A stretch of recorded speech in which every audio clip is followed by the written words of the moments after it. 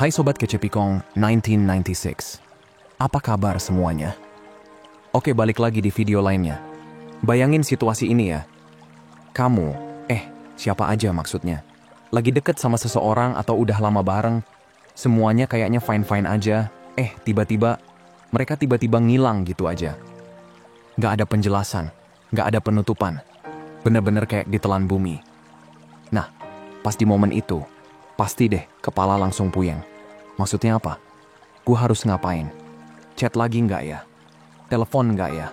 Atau gue konfront aja nih orang? Ini apaan sih? Gue harus ngechat lagi nggak? Nge-WA? Atau langsung gue semprot aja di story? Eits, stop dulu. Tarik napas. Sebelum kamu, maksudnya siapapun yang ngelakuin apa-apa, mending dengerin dulu nih obrolan, karena ini bisa ngebalikin posisi kamu dari yang tadinya kayak korban, jadi yang pegang kendali dan keluar sebagai pemenang. Jadi gini, awalnya di ghosting itu nggak langsung kerasa kayak lagi di ghosting. Rasanya tuh kayak, kok dia belum bales ya? Awalnya masih positive thinking, mikir, mungkin lagi sibuk. Tapi lama-lama, udah 6 jam, 24 jam, udah 3 hari, kok ngilang juga? Mulai deh muncul rasa panik, cemas, overthinking level dewa. Gue salah ngomong apa ya? Apa chat gue kepanjangan? Ketahuan kebelet. Terus kecewa. Terus nyesek. Bawaannya nungguin notifikasi tapi yang datang cuma tagihan Shopee Pay Later. Kan anjing bet tuh. Rasa kecewa itu makin lama berubah jadi bingung total kayak, hah? Lah, kok bisa? Emangnya gue ngomong apa sih sampai dia ngilang gini? Dari situ, pikiran makin muter-muter kayak nonton drama Korea episode 85. Apa gue terlalu ngarep? Apa dia ilfeel? Atau dia diculik alien? Dan buat kamu yang punya kebiasaan selalu ngebahagiain orang, atau yang sering ngeraguin diri sendiri, makin kacau tuh. Bisa sampai mikir, gue salah apa ya? Apa gue harus minta maaf? Tapi, minta maaf buat apa juga anjir? Gue bahkan gak tahu salah gue apa. Kacau sih. Nah, yang lebih ngeselin lagi, buat yang punya luka lama soal ditinggalin atau ngerasa nggak cukup baik, ghosting ini bisa ngebangkitin semua luka yang udah lama kita kubur. Luka soal ditolak, soal nggak dianggap, soal ngerasa nggak pantas dicintai. Semuanya nongol lagi kayak mantan pas kita udah move on. Dan setelah semua emosi itu, ujung-ujungnya marah. Marah karena kamu ditinggal kayak gitu aja, tanpa penjelasan, tanpa pamit, kayak kamu nggak ada artinya.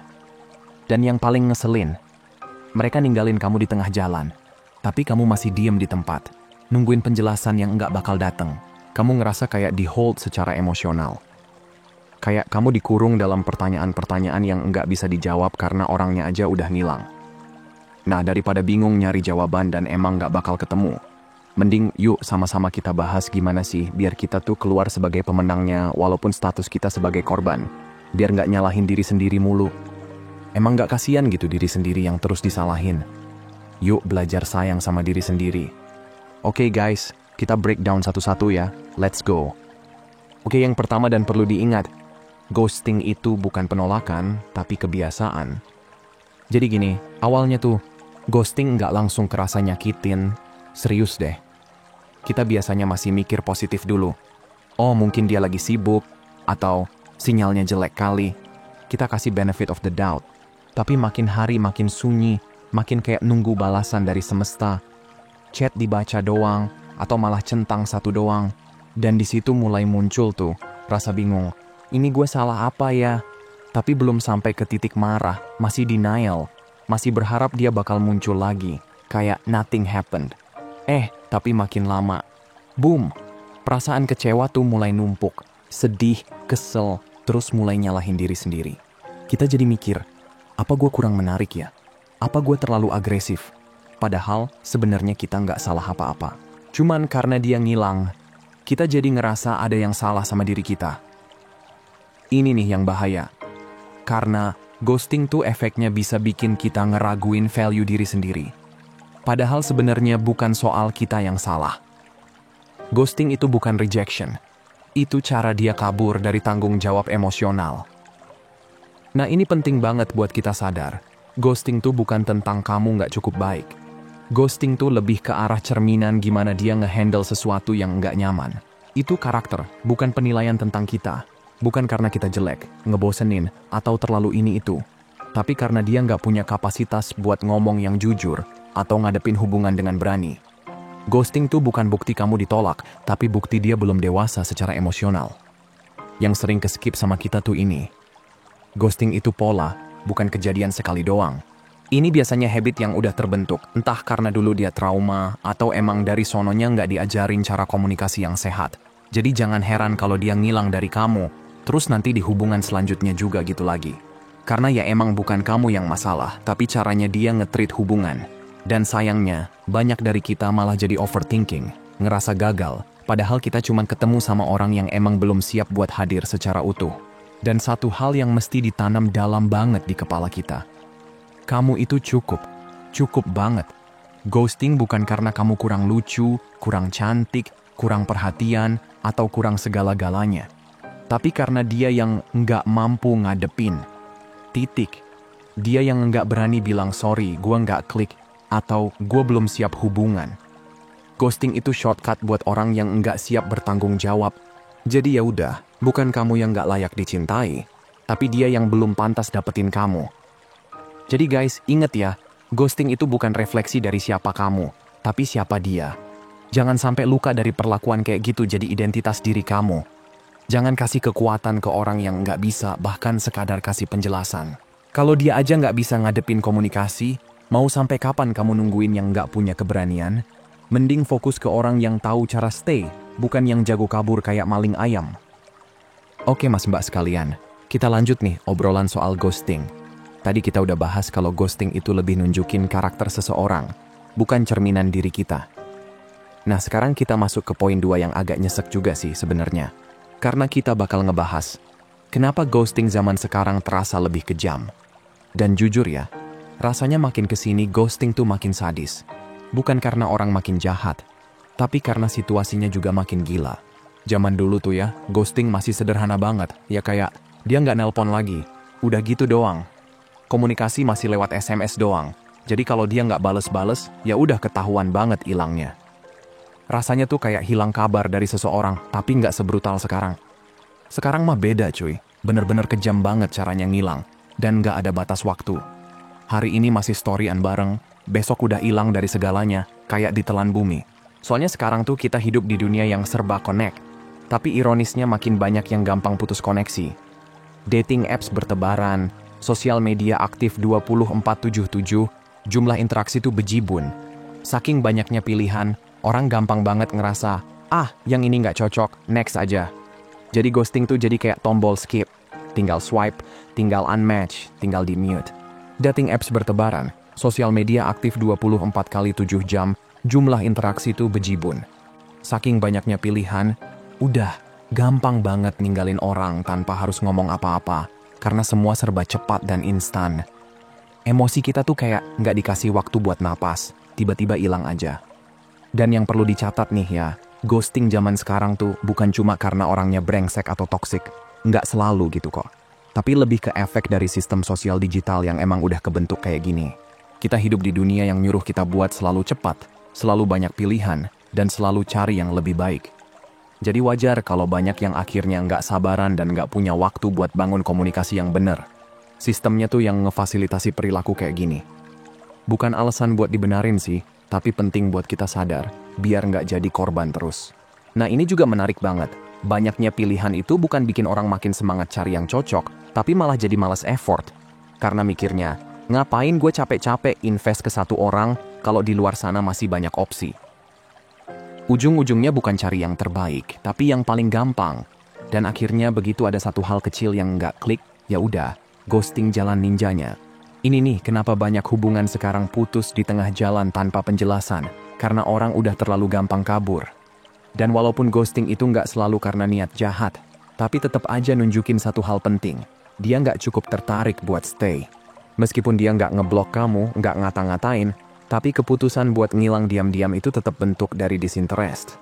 Dan kalau udah nggak ada ketertarikan, ya buat apa diperjuangin? Kita tuh kadang suka denial, berharap dia cuma lagi sibuk, padahal kenyataannya emang udah nggak minat. Sakit sih, tapi lebih baik tahu sekarang daripada terus-terusan digantung. Makanya, jangan buang waktu, tenaga, dan energi ke orang yang bahkan nggak bisa ngasih energi balik. Hubungan itu harus dua arah, bukan kamu doang yang ngechat duluan, yang ngajak ketemu, yang mikirin kelanjutan. Kalau kamu doang yang effort, itu bukan hubungan, itu namanya kerja rodi emosional. Dan percaya deh, kamu berhak banget buat dapetin yang setara, yang hadir, yang mau komunikasi. Bukan yang tiba-tiba ngilang kayak ninja di tengah malam. Jadi jangan takut buat cabut duluan kalau kamu ngerasa cuma dicuekin. Energi kamu terlalu berharga buat dibuang ke orang yang bahkan gak bisa ngasih kata, "Halo, harinya gimana nih? Semangat ya." Oke guys, kita udah bahas soal ghosting yang makin brutal di era digital. Nah sekarang, kita masuk ke pembahasan yang lebih dalam dan lebih nyesek. Kalau dia ghosting setelah hubungan serius, itu luka serius.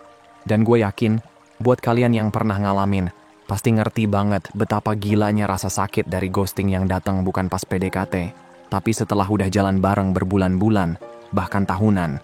Karena ini bukan cuma soal ditinggal, tapi soal dihancurin pelan-pelan setelah dikasih harapan setinggi langit. Kebayang nggak sih, kamu udah bareng sama seseorang, ngelewatin banyak momen, mungkin udah kenal keluarganya, udah liburan bareng, udah saling curhatin luka masa lalu. Terus tiba-tiba, dia ngilang. Boom! Kayak nggak pernah ada apa-apa sebelumnya. Itu bukan cuma bikin hancur hati, tapi juga mental. Rasanya kayak dicabut dari kenyataan yang selama ini kamu percaya. Ghosting setelah hubungan yang udah dalam tuh nggak main-main efeknya. Itu bisa bikin trauma ke hubungan selanjutnya. Karena luka kayak gitu tuh, dalam banget. Bukan cuma karena ditinggal, tapi karena kita sempat percaya sepenuhnya. Yang bikin makin sakit tuh karena kita jadi ngerasa bego. Kita mulai mikir, kok gue nggak lihat tanda-tandanya ya? Atau apa gue terlalu percaya? Padahal sebenarnya bukan kita yang bego, mereka aja yang pinter banget nutupin. Kita jadi ngeraguin intuisi kita sendiri, padahal waktu itu kita sayang, kita yakin, kita jalanin semuanya dengan tulus. Dan ya wajar, kalau akhirnya kita ngerasa kayak dibutakan. Karena pas kita invest perasaan, kita ngelihat yang terbaik dari mereka. Tapi ternyata, mereka bisa hilang gitu aja, tanpa pamit, tanpa penjelasan. Dan ini nih yang banyak orang nggak sadar. Orang yang ghosting setelah hubungan serius itu bukan tiba-tiba berubah. Bukan. Mereka nggak berubah, kita aja baru bener-bener lihat siapa mereka sebenarnya. Begitu mereka udah nggak dapet apa yang mereka mau. Selama kebutuhannya terpenuhi, entah itu kasih sayang, perhatian, validasi, atau bahkan kenyamanan, mereka stay. Tapi begitu ada gesekan, ada tuntutan buat dewasa, atau kamu mulai nuntut transparansi, mereka mulai nggak nyaman. Dan disitulah muka aslinya nongol. Karena faktanya, ada orang yang emang cuma bisa kelihatan manis dan sayang-sayangan selama semuanya berjalan sesuai maunya mereka. Jadi selama hubungan itu bikin mereka happy, mereka stay, dan terlihat sweet banget. Tapi giliran dapet tantangan, atau harus mulai mikirin kamu juga, mereka jadi males. Mereka cuma bisa laughing pas mereka yang dapet, bukan pas harus ngasih.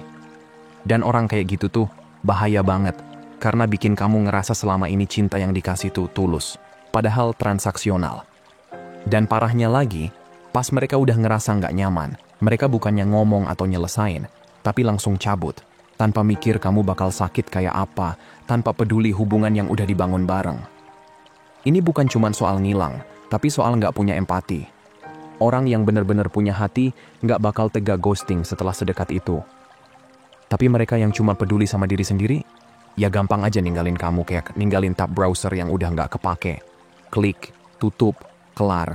Dan jujur ya, kalau dia bisa ninggalin kamu setelah semua yang udah kalian lewatin, itu bukan cinta sejati. Itu bukan cinta yang tumbuh dari keinginan buat bareng-bareng ngelewatin susah seneng. Itu cinta yang egois, cinta yang cuma muncul pas enak-enaknya doang. Jadi jangan terlalu nyalahin diri sendiri karena ditinggal. Kamu bukan korban cinta, kamu korban dari seseorang yang nggak ngerti cara mencintai. Jadi healing itu perlu, tapi yang paling penting, jangan biarin pengalaman itu ngerusak cara kamu sayang sama diri sendiri. Karena cinta sejati nggak akan ninggalin kamu dalam diam. Oke guys, kita udah ngelewatin fase-fase ghosting dari yang awalnya cuman chat nggak dibales, sampai ke yang udah hubungan serius terus ditinggal kayak nggak pernah ada apa-apa. Dan sekarang, kita masuk ke segmen yang sering banget bikin orang susah move on. Yang kamu tangisi itu bukan orangnya, tapi imaji tentang dia. Ini deep banget sih, karena sebenarnya luka paling dalam itu bukan ditinggalnya, tapi karena kita kejebak di bayangan yang kita bentuk sendiri tentang dia. Jadi gini, banyak dari kita tuh sebenarnya nggak nangisin orangnya secara real, tapi lebih nangisin versi dia yang ada di kepala kita. Kita sedih bukan karena kehilangan dia yang nyata, tapi kehilangan sosok dia yang udah kita idealin, yang perhatian, yang sweet, yang kayaknya sayang banget sama kita. Padahal, kalau ditarik mundur, yang kita inget tuh lebih ke momen-momen terbaiknya doang. Kita lupa sama red flag yang udah muncul, kita skip hal-hal yang sebenarnya bikin nggak nyaman, karena kita udah terlalu fokus sama versi sempurna yang kita ciptain sendiri. Jadi pas dia ngilang, rasanya kayak dunia runtuh. Padahal yang hancur tuh lebih ke ekspektasi, bukan realitanya. Dan ini nih yang nyesek tapi jujur. Yang kita ratapi itu bukan hubungan yang benar-benar kita punya, tapi hubungan yang kita kira kita punya. Kita pikir, dia tuh sayang kok sebenarnya. Atau hubungan kita tuh spesial banget. Tapi begitu dipikir-pikir, hubungan itu lebih banyak digerakin sama harapan kita sendiri, bukan kenyataan yang ada. Kita berduka atas cerita cinta yang sebenarnya cuma kita yang tulis, sedangkan dia mungkin bahkan nggak ada di halaman yang sama. Itu yang bikin susah sembuh, karena kita terlalu dalam hidup di ilusi. Nah, healing tuh baru bisa mulai jalan pas kita mulai bisa ngebedain mana yang kenyataan, mana yang cuman imajinasi. Pas kita udah berani bilang ke diri sendiri, oke, kayaknya selama ini gue cuma jatuh cinta sama versi dia yang gue bentuk di kepala, bukan sama dia yang asli. Itu momen paling penting, gengs. Karena dari situ kita bisa mulai ngelepas tanpa terus-terusan ngegantungin diri ke harapan kosong. Sembuh tuh bukan soal ngelupain, tapi soal menerima realita apa adanya, bahwa dia ternyata nggak seindah yang kita pikirin. Dan jangan salah, ghosting tuh justru kadang jadi momen yang ngebuka topengnya. Emang sakit sih, tapi dari situlah kita bisa lihat versi dia yang paling jujur. Versi dia saat nggak ada lagi yang bisa dia dapat dari kita. Di situ kita lihat siapa dia sebenarnya, tanpa topeng, tanpa pura-pura manis. Dan itu berharga banget, karena akhirnya kita bisa berhenti membohongi diri sendiri. Kita akhirnya sadar, oh, ternyata selama ini gue jatuh cinta sama bayangan. Dan dari situ kamu bisa bilang, cukup. Intinya, kamu tuh nggak kehilangan orang hebat. Kamu kehilangan ilusi. Dan ilusi emang bisa kelihatan indah, tapi dia nggak pernah nyata. Jadi, jangan terlalu lama nangisin sesuatu yang sebenarnya nggak pernah solid dari awal. Kamu nggak kehilangan cinta sejati. Kamu cuma lagi dibebasin dari khayalan yang nggak sehat. Percaya deh, makin cepat kamu sadar hal ini, makin cepat kamu pulih. Dan nanti, kamu bakal ketemu seseorang yang enggak cuman kelihatan baik di pikiran kamu, tapi emang beneran hadir di dunia nyata, yang enggak bakal ninggalin kamu dalam gelap tanpa kata. Oke gengs, kita udah bahas panjang lebar soal ghosting, dan gimana efeknya tuh dalam banget. Enggak cuma di hati, tapi juga nyangkut ke pikiran, ke cara kita ngelihat cinta, dan bahkan cara kita ngejalanin hidup. Nah sekarang, kita masuk ke poin penutup yang nggak kalah penting. Jangan jadi orang yang trauma mengendalikan hidupmu. Karena jujur aja, banyak dari kita yang setelah disakitin, jadi susah banget buat buka hati lagi. Dan tanpa sadar, kita malah ngebiarin trauma yang nyetir arah hidup kita. Nih ya, pengalaman ghosting itu bisa banget bikin kita jadi overthinking tiap kenalan sama orang baru. Kayak, baru kenalan 2 hari, udah kepikiran, jangan-jangan dia bakal hilang juga.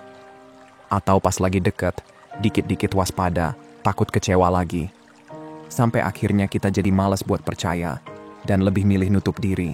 Tapi kalau dipikir-pikir, ini hidup kita. Masa iya satu orang yang cabut gitu aja malah jadi penentu masa depan kita? Serius deh, jangan biarin satu kejadian buruk ngerusak seluruh cerita hidup kamu. Itu tuh rugi banget. Ingat, orang jahat tuh emang ada. Tapi bukan berarti semua orang di luar sana kayak gitu juga. Dunia ini luas banget, dan gak semua orang bakal ngecewain kamu kayak si tukang ghosting itu. Kadang kita terlalu fokus sama satu luka, sampai lupa kalau masih banyak banget kemungkinan baik yang nunggu di depan. Jadi ya, wajar sih kalau kamu waspada, tapi jangan sampai kamu jadi sinis sama semua orang. Karena gak semua cinta bakal bikin kamu trauma, asal kamu kasih kesempatan buat yang baru, dan yang tulus. Dan yang penting juga nih, jangan jadi tahanan dari luka sendiri. Luka itu perlu dirasain, iya, tapi jangan dijadiin penjara. Anggap aja luka itu kayak guru galak yang ngajarin kamu banyak hal. Gunakan itu sebagai pelajaran, bukan tempat tinggal. Karena kalau kamu tinggal terus di rasa takut, kamu bakal stuck. Padahal, kamu pantas banget buat dapet cerita baru yang lebih sehat dan bahagia. Tapi kamu harus berani keluar dari selnya dulu. Terakhir nih, hidup yang utuh tuh butuh dua hal. Kebijaksanaan dari rasa sakit dan keberanian buat tetap ngejalanin hidup sepenuhnya. Kalau kamu bisa gabungin dua hal itu, kamu bakal jauh lebih kuat, lebih bijak, dan lebih siap buat ngehadepin hubungan apapun ke depannya. Bukan buat jadi keras, tapi buat jadi tangguh tanpa kehilangan hati. Karena di ujung hari, cinta itu bukan soal siapa yang datang, tapi gimana kamu ngejaga diri kamu sendiri biar tetap waras dan bahagia, meskipun pernah disakitin. Jadi jangan takut hidup, gengs. Takut tuh wajar, tapi jangan sampai bikin kamu berhenti. Oke, sebagai penutup. Perjalanan buat sembuh itu nggak harus cepat. Yang penting kamu jalan terus. Nggak apa-apa kok kalau masih ngerasa sakit, masih nangis, masih kepikiran, itu manusiawi. Tapi jangan berhenti di situ. Bangkit pelan-pelan, berdiri lagi, dan kasih diri kamu cinta yang selama ini kamu harap dari orang lain. Karena cinta terbaik itu bukan yang datang tiba-tiba, tapi yang kamu bangun dari dalam diri sendiri. Dan dari situ kamu bakal lebih siap nemuin cinta yang sehat, yang hadir, bukan yang ngilang. Jadi, buat kamu yang lagi ngelewatin masa-masa ghosting, jangan nyalahin diri sendiri, jangan bandingin hidup kamu sama yang lain. Kamu punya cerita sendiri, dan kamu berhak nentuin endingnya kayak apa. Pegang kendali lagi, jangan kasih kuasa ke orang yang bahkan gak bisa ngomong selamat tinggal dengan layak. Jangan biarkan satu orang yang salah bikin kamu takut, percaya sama cinta. Luka itu pelajaran, bukan kutukan. Kamu tetap layak dicintai, dihargai, dan diperlakukan dengan hormat. Tapi semuanya dimulai dari kamu yang menghargai diri sendiri dulu. Kalau video ini bikin kamu merasa lebih kuat, lebih tenang, dan lebih paham kenapa ghosting terjadi, klik like dan share ke orang-orang yang butuh denger ini juga. Oke guys, itu aja buat hari ini. Semoga harinya menyenangkan, sehat selalu ya. Dan seperti biasa, hargai diri kamu di atas perasaan kamu. Abaikan apa yang kamu rasain, dan ingat apa yang kamu layak dapetin. Kalau mau hubunganmu jauh lebih baik dan sehat, hargai dan perlakukan dengan baik diri sendiri dulu. Makasih udah nonton ya, dan sampai jumpa di video berikutnya teman-teman.